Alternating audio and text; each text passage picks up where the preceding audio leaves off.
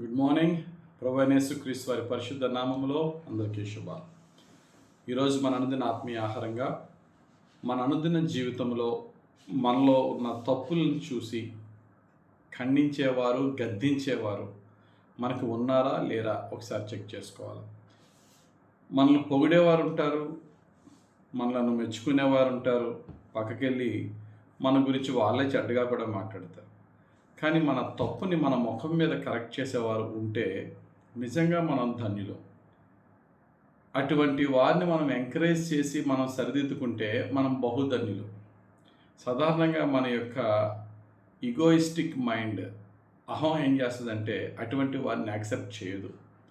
Bible ఏం చెప్తుందంటే ప్రతి దినము ఒకరిని ఒకరు బుద్ధి చెప్పుకునే విధంగా ఉండండి అంటున్నాడు. చదువుదామా? హెబ్రీయులకు రాసిన గ్రంథకర్త 3వ అధ్యాయం 14వ వచనం. హెబ్రీయులకు రాసిన పత్రిక 3వ అధ్యాయం 14వ వచనం. పాపము వలన కలుగు భ్రమ చేత మీలో ఎవడును కఠినపరచబడకుండునట్లు నేడు అనబడు సమయం ఉండగానే ప్రతి దినమును ఒకనికొకడు బుద్ధి చెప్పుకొనుడి. ప్రతి దినము ఒకనికొకడు బుద్ధి చెప్పుకోండి. ఎందుకంటే పాపము భ్రమలకు గురి చేసి మనను తప్పు కాదులే అన్నట్టుగా మనల్ని నడిపిస్తూ ఉంటుంది. అటువంటి సమయంలో మనము నీతిని కాంప్రమైజ్ అయ్యి దేవుని చిత్తానికి విరోధంగా మన యొక్క మానిటరీ బెనిఫిట్స్ గురించి, మనకి ఏదో మేలు జరుగుతుంది, ఇలా వెళ్తే మనకి కలిసి వస్తుంది అనే ఉద్దేశంతో నీతిని, యథార్థతను, పరిశుద్ధతను, వాక్యానుసారమైన జీవితాన్ని కొంచెం ప్రక్కన పెట్టి మనం వెళ్తూ ఉన్నప్పుడు, అన్నయ్య నువ్వు చేస్తున్న తప్పు, అక్క నువ్వు చేస్తున్న తప్పు, తమ్ముడు చెల్లి నువ్వు చేస్తున్న తప్పు అని మనల్ని గద్దించే వాళ్ళు ఉన్నారా? చాలామంది ఎలా ఉంటారంటే మనకి ఎందుకులే, అనవసరంగా వెళ్ళి గద్దిస్తే మళ్ళీ లేనిపోయిన తలకాయ పోటు మనకెందుకు అని పక్కకు వెళ్ళిపోతారు. కానీ అటువంటి గద్దింపును రిసీవ్ చేసుకునే విధమైనటువంటి స్వభావం మనలో ఉంటే చక్కగా మనలను కరెక్ట్ చేస్తారు. ప్రియులరా, అటువంటి గద్దింపు కలిగిన హృదయము, అలాంటి కన్సర్న్తో, ఒక బాధ్యతతో గద్దించే మనసు కలిగిన వారు మనకు ఉండడం మనకి ధన్యత. వాక్యం ఏం చెప్తుంది తెలుసా?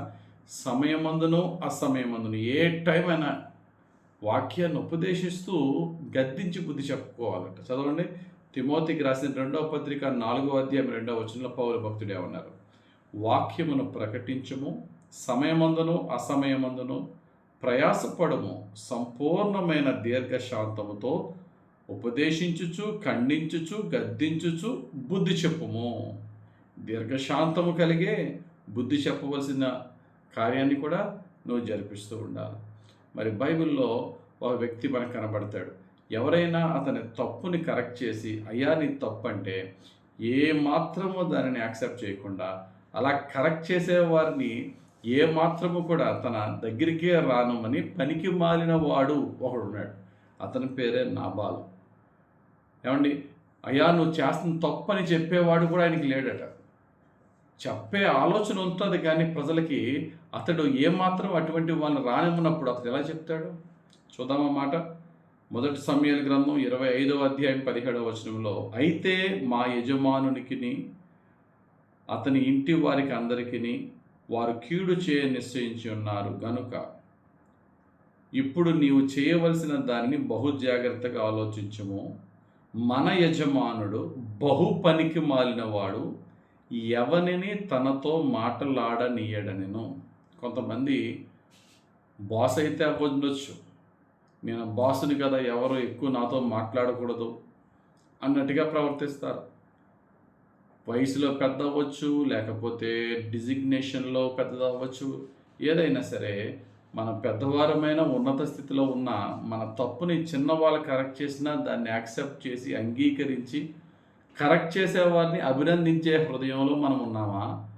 లేక నాబాలులాగా మూర్ఖులుగా మీద పడిపోయి అసలు ఎదటివాడు నా తప్పుని కరెక్ట్ చేయడానికి కూడా వాడికి ఛాన్స్ ఇవ్వకూడదు, నన్ను ఎవడు కరెక్ట్ చేస్తాడు, నన్ను కరెక్ట్ చేసే ధైర్యం ఎవడికుంది అని అనుకున్నామా? వాడు త్వరగా నాశనం అయిపోతాడు. అటువంటి యాటిట్యూడ్, అటువంటి హృదయం ఉంటే నీలో కానీ నాలో కానీ సహోదరి సహోదరుడా, మన నాశనాన్ని మనమే కొనుక్కు తెచ్చుకునే గర్వహంకారానికి వెళ్ళిపోతాం. కానీ బైబిల్ ఏం చెప్తుంది తెలుసా? బాగుపడేవాడు, ప్రభు చేత కృప పొందేవాడు ఎవడంటే అటువంటి గద్దించే వారిని, సన్మానించేవారిని, అటువంటి గద్దించే వారిని మన్నన చేసేవారిని బట్టి దేవుడు సంతోషిస్తాడు. పరిశుద్ధ గ్రంథంలో తెస్సలోనికి రాసిన మొదటి పత్రిక 5:12 ఉంటుంది, మరియు సహోదరులారా, మీలో ప్రయాసపడుచు ప్రభువునందు మీకు పైవారయుండి మీకు బుద్ధి చెప్పు వారిని మన్నన చేసి. తప్పుని కరెక్ట్ చేసి, నువ్వు చేస్తున్న తప్పు మార్చుకో అన్నప్పుడు కోప్పడకుండా, సరే నేను ఆలోచన చేస్తాను, ఒకవేళ తప్పు అయితే నేను కరెక్ట్ చేసుకుంటానని తీసుకుని దాని గురించి ధ్యానించి ప్రభు దగ్గర ప్రార్థన చేసి, ప్రభువా నాతో మాట్లాడు తప్పు అయితే అని దేవుడిని అడిగినప్పుడు ఖచ్చితంగా దేవుడు మనకు బయలుపరుస్తాడు. ఒక్కొక్కసారి క్లియర్ తప్పని తెలిసినా సరే పక్కన వాళ్ళకి అర్థిస్తే మనకు అది ఇష్టంగా అంగీకరించాం. కానీ బైబిల్ చెప్తుంది, దాన్ని బుద్ధి చెప్పు, వారిని మన్నన చేయండి, వారిని గౌరవించండి. దావీదు భక్తుడు అంటాడు, నీతిమంతుడు నన్ను కొట్టుట నాకు తైలాభిషేకం అంటాడు. అందుకనే ఆయన తప్పు చేసినా మరి నాతాను వెళ్ళి గద్దించాడు, మామూలుగా గద్దించలేదు, రాజుని హోదా చూడకుండా గద్దించాడు, అయినా దాన్ని చక్కగా రిసీవ్ చేసుకున్నాడు. అందరం పాపులమే, అందరం తప్పులు చేసిన వారమే, కానీ గద్దింపును రిసీవ్ చేసుకున్నామా? ఆ గద్దింపుకి తల వంచి అంగీకరించి మనము వినయం, విధేయత చూపించామా? మనం బాగుపడతాం. అంతే తప్ప ఎవడన్నా మనల్ని కరెక్ట్ చేసినా వాళ్ళ మీద కోప్పడిపోయి వాళ్ళ మీద ఒక రకమైనటువంటి హేట్రెడ్, ఒక ద్వేషాన్ని పెంచేసుకుంటే మన కీడుని మనమే తెచ్చుకుంటున్నాం, మన నాశనాన్ని మనమే కొనుక్కు తెచ్చుకున్న వారం అవుతాం. కాబట్టి మన జీవితంలో మన తప్పుల్ని కరెక్ట్ చేసి గద్దించేవారు ఒకరు ఉన్నారా లేరా చెక్ చేసుకోండి. లేరంటే అటువంటి వారు ఉండేలా ప్రార్థన చేయండి. ఒకవేళ ఉంటే అటువంటి వారిని సన్మానించండి. లేదంటే మీరే మీ ఫ్రెండ్స్తోనో ఎవరితోనో చెప్పండి, నాలో ఏదైనా తప్పు ఉంటే నన్ను కరెక్ట్ చేయి, నేను ఒకసారి ఆలోచన చేస్తాను, నేను దాన్ని ఒకసారి మళ్ళీ చెక్ చేసుకుంటానని ఎంకరేజ్ చేయగలిగితే అప్పుడు ఎదుటి వారు మనలను కరెక్ట్ చేస్తారు. కాబట్టి కరెక్ట్ చేయడంలో తప్పు లేదు, కరెక్ట్ చేయించుకోవడంలో అసలే తప్పు లేదు.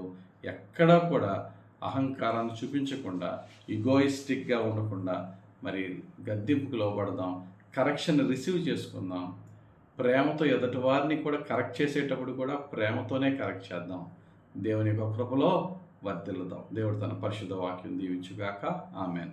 ప్రేమ కలిగిన తండ్రి, ప్రతిరోజు మాకు నేర్పుతున్న వాక్యాలు బట్టి స్తోత్రాలు, మేలుకొలుపునిస్తున్న మాటలను బట్టి వందనాలు.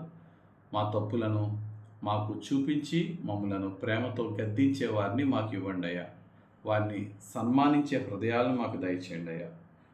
వారి మాటలను ధ్యానించి వాటికి లోబడి మమ్మల్ని మేము సరి చేసుకునే విధేయత, ఒబీడియన్స్ మాకు దయచేయండి అయ్యా.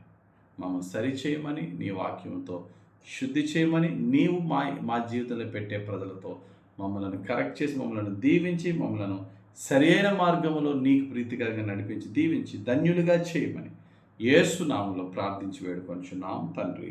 ఆమేన్. తండ్రి యొక్కయు, కుమారుని యొక్కయు, పరిశుద్ధాత్మ దేవుని అభిషేకం మనలను సర్వసత్యములోనికి, యథార్థ నీతి మార్గములోనికే మనల్ని నడిపించి దీవించును గాక. ఆమేన్. God bless you.